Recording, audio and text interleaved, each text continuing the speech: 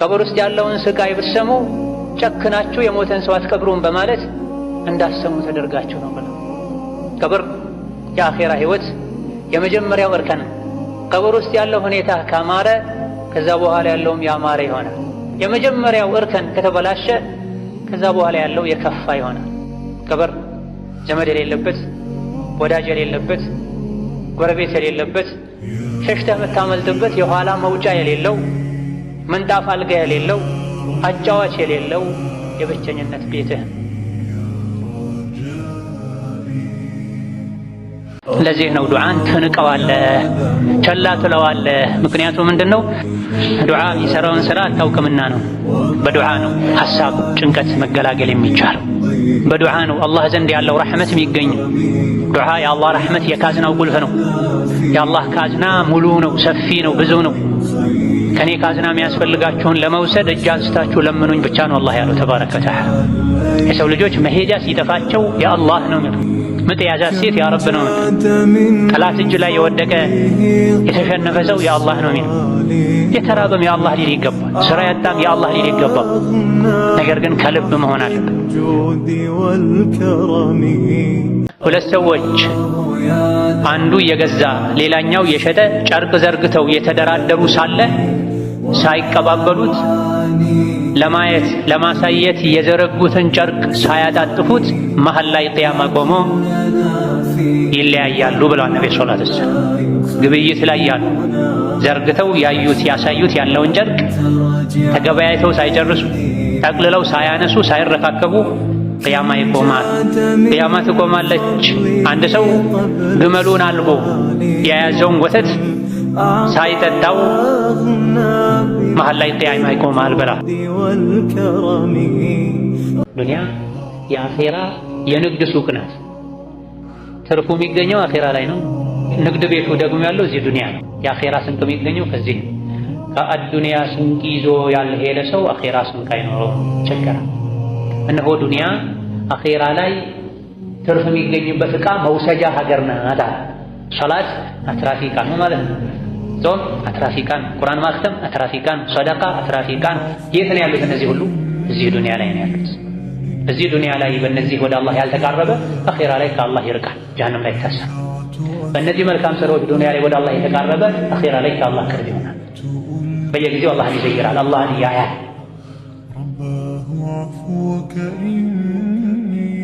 የሰው ልጅ ሰው የሚባለው በአካሉ አይደለም፣ በስጋው አይደለም፣ በነፍሱ ነው፣ በሩሑ ነው፣ በቀልቡ ነው። ቀልቡ ንቁ የሆነ ንጹህ የሆነ ከአላህ ጋር ያለው ግንኙነት ያማረለት ሰው ሰው ይባላል፣ የተከበረ ሰው። በተቃራኒው ደግሞ ውጩን አሳምሮ አካላቱን አደልቦ ልቡ ውስጥ ግን የአላህ ውዴታ፣ የአላህ ፍራቻ፣ የአኼራ ጉዳይ ከሌለ እሱና እንስሳት እኩል ናቸው። ኡላኢከ ከልአንዓም በል ሁም አضል፣ ኧረ እንደው ከእንስሳትም የባሱ የከፉ ናቸው ብሏል አላህ ተባረከ ወተዓላ።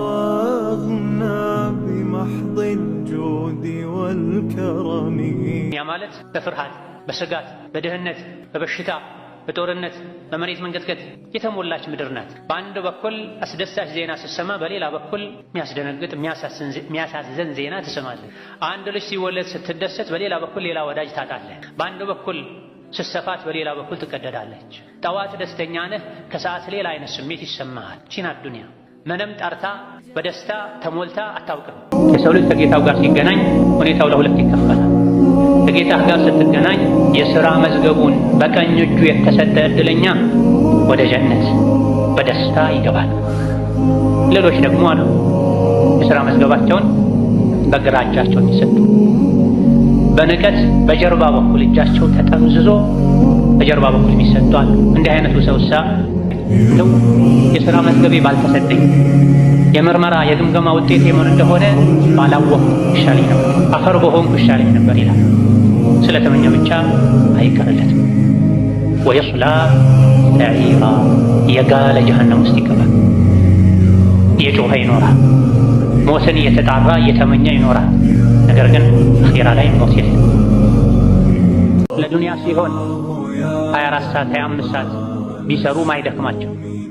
ለአኺራ ሲሆን ለኸይር ሲሆን ለቀብራቸው ለነገ ህይወታቸው ሲሆን ግን የከፈፋቸው የከበዳቸው የሰሩም እንደሆነ የሚሰሩ የአኼራ ጉዳይ ሸክም የሆነባቸው ዕዳም የሚመስላቸው ሰዎች የዱንያ ቤት ምንም ብናሳምረው መፍረሱ አይቀርም። የዱንያ ሀብት ምንም ጥረን ግረን ብንሰበስበው መበተኑ አይቀርም። ባይበተን እንኳ ወደ ወራሽ መሸጋገሩ አይቀርም። የኛ የምንለው ዛሬ እዚህ ዱንያ ላይ ሆነን ወደ አኼራ የሰደድነው አስቀድመን የላክ ነው። ዱንያ ላይ እንደ ባይተዋር ሆነህ ኑር፣ እንደ መንገደኛ እንደ እንግዳ ሆነህ። አንድ ሰው በእንግድነት አንድ ሰው ቤት ከሄደ ይሄን ቤት አፍርሼ ልስራው፣ ይሄን ላሳምረው፣ አልጋ ይገጠምልኝ አይልም። እንግዳ ነው። እንግድነቱን በተሰጠው ልክ አሳልፎ ይሄዳል። ወይም እንደ እንግዳ ሆነ ወይም እንደ መንገደኛ ሆነ አሳልፋል ዱንያ ነው። ቀጥሎ ምን አሉ? ዱንያ ላይ ብትኖርም ነፍስህን ሞተው ከተቀበሩ ሰዎች እንደሆነች ቁጠራት። ሁሌ ለራስህ እኔ ያለሁት ዱንያ ላይ ሳይሆን አኼራ ላይ ነኝ፣ ቀብር ውስጥ ነኝ በላ።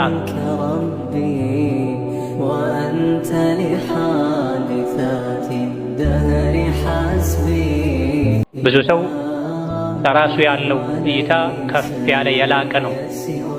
እኔ የተማርኩ ነኝ፣ እኔ አስተዋይ ነኝ፣ እኔ በሳይ ነኝ ያለን ራሳችንን እንክባለን። ብዙ ጊዜ ነቢዩ ዓለይሂ ሰላቱ ወሰላም ትልቅ ሰው፣ ብልህ ሰው፣ አስተዋይ ሰው፣ ጀግና ቆራጥ ሰው ማን ነው የሚል ጥያቄ ሲቀርብላቸው ብልህ ሰው ማለት፣ አዋቂ ሰው ማለት፣ ቆራጥ ሰው ማለት ከማንም በላይ አብዝቶ ሞትን የሚያስታውስ ሰው ነው። በሚገባ ለሞት የሚዘጋጅ ሰው ነው። ቀብለ ኑዙሊል መውቲ ሞት እሱ ላይ ሳይመጣበት በፊት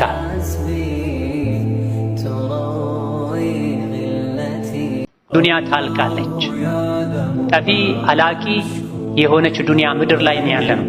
መንገደኞች ነን፣ ተጓዦች ነን። ይሄን ረስተን እዚሁ ዱንያ ላይ የምንኖር መስሎን ስለ ዱንያ አርቀን እያሰብን አኼራን ወደ ኋላ ወርወረን እየተወን አኼራችን ልናበላሽ አይገባ።